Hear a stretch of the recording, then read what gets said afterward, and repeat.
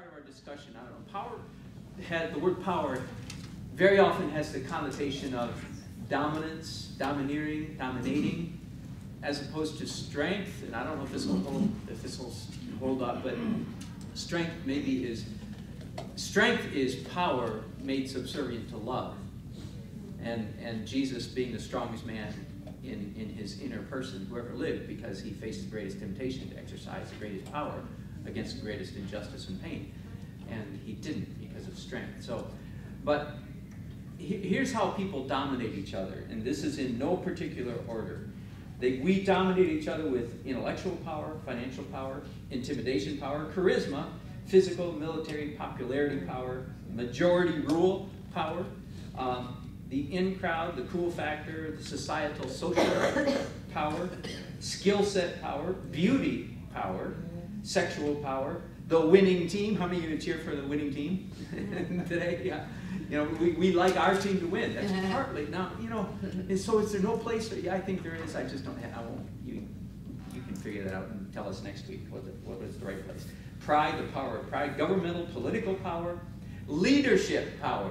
Yeah. Books and books and books and books on leadership, which is how to empower, how to overpower people, and how to get them to do things they would not want to do.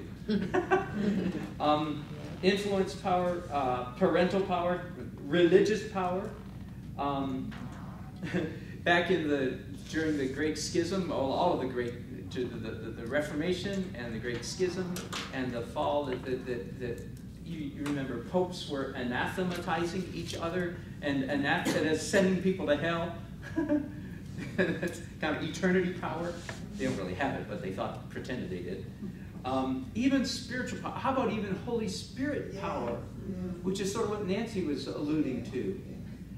Even that. Now, again, you say, well, don't you? Oh, believe me, you know. I mean, I want Holy Spirit power, but I'm now filtering that through. Wait. No, I want Holy Spirit love. And the power of God is what? If you were to, if you try to think in a Paul kind of, the power of God. Does any verses come to mind? Is the cross, Christ crucified. So that's the definition of God's power. Is going down, going under. Yes, Gary. In referring to God's power, are we talking about? Pardon me for butchering the Greek language, but is that the dunamis? I think it's dunamis most of the time. But dunamis is more of an energizing power. It's not as opposed to the authority word. In other words, if you have that power, it's an energizing power. It's almost like grace. It's an empowering to do something. Yeah. Whatever. As opposed to destructive or controlling. Yeah. Because I mean, obviously God's got. If there's any power that God can have, He has it. Yeah. But it's power of restraint. Yeah. Right. It is, and He's restrained it with us also. Right. In other words, He just doesn't arbitrarily do something. He's set up something, a framework in which He works, and which He works through us to accomplish His ends. It's in the answer's in there somewhere. Exactly. Yeah. And I don't have the language to flesh it out yet. But. I'm just looking at the Sermon on the Mount. It's just the total opposite of power.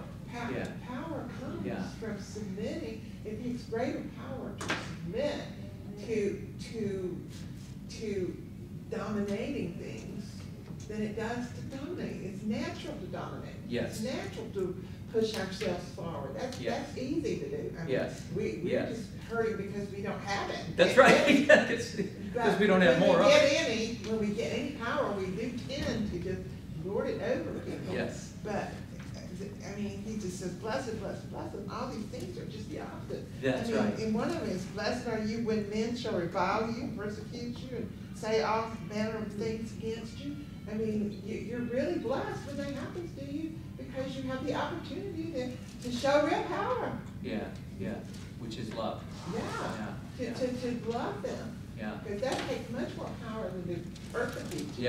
To dominate. Yeah. I mean, that's what it's just Well, in the fall, everything turned upside down. Yes, right, Everything turned upside down. exactly. So God has all the power, but man took it and turned it up. Yeah. Yeah. And I he agree. comes under it.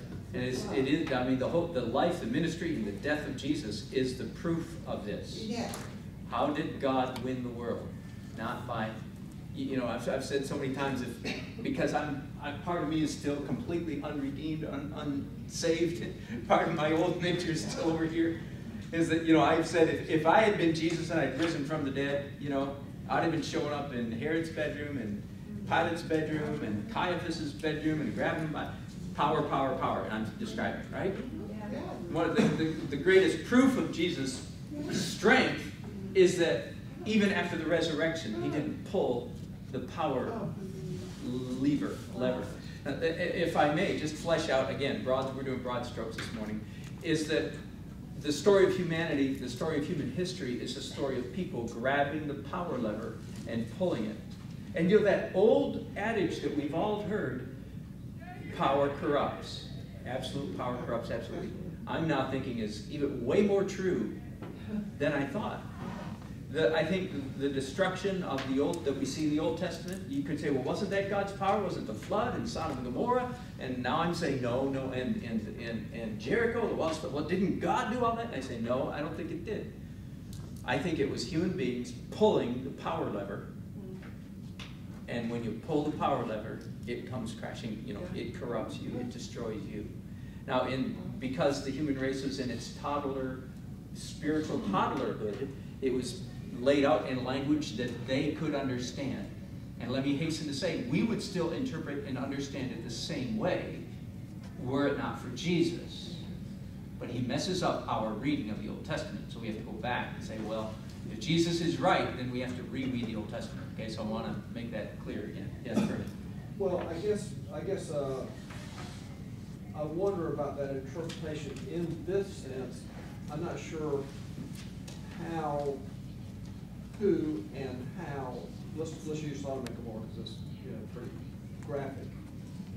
Who pulled what power lever and who granted the power? I mean, yeah.